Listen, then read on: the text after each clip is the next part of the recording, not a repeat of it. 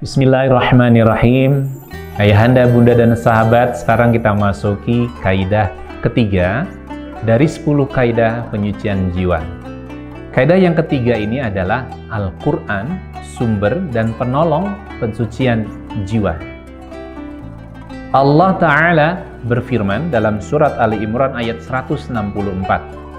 A'udzu billahi minasyaitonir rajim. Laqad mannallahu 'alal mu'minina idz ba'atsa fihim rasulan min anfusihim yatlu 'alaihim ayatihi wa yuzakkihim wa yu'allimuhumul kitaba wal hikmah. Sungguh Allah telah memberi karunia kepada orang-orang yang beriman ketika Allah mengutus di antara mereka seorang rasul dari golongan mereka sendiri, yang membacakan kepada mereka ayat-ayat Allah, membersihkan jiwa mereka, dan mengajarkan kepada mereka Alkitab dan Al-Hikmah.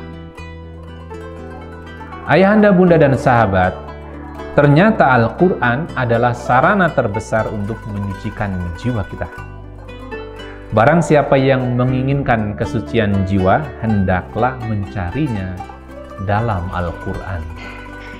Yang pertama, tauhid kaidahnya. Yang kedua, kaidah kedua adalah doa. Dan yang ketiga sekarang Al-Quran.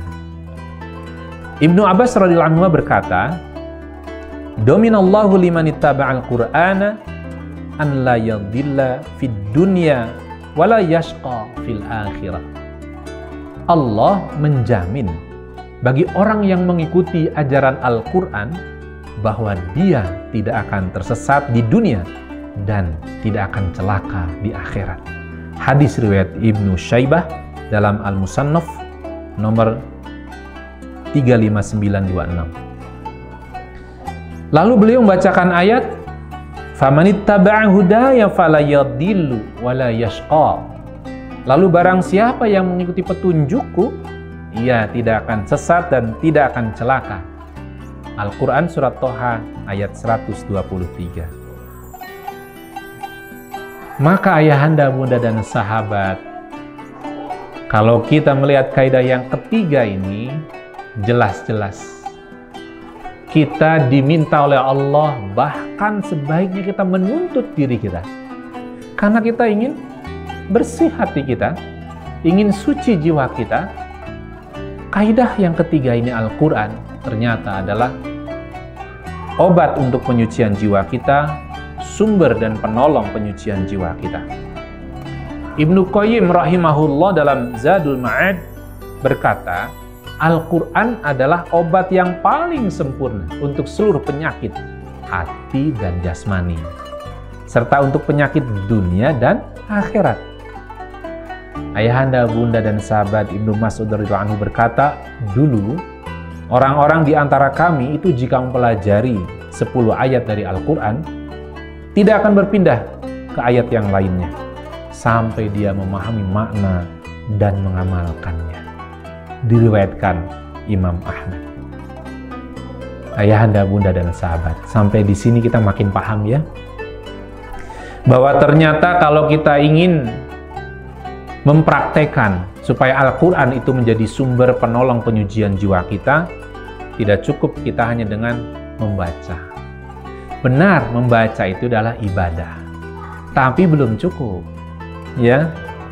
Makanya Fudail bin Iyad rahimahullah menguatkan dan menjelaskan tentang pentingnya mengamalkan Al-Quran.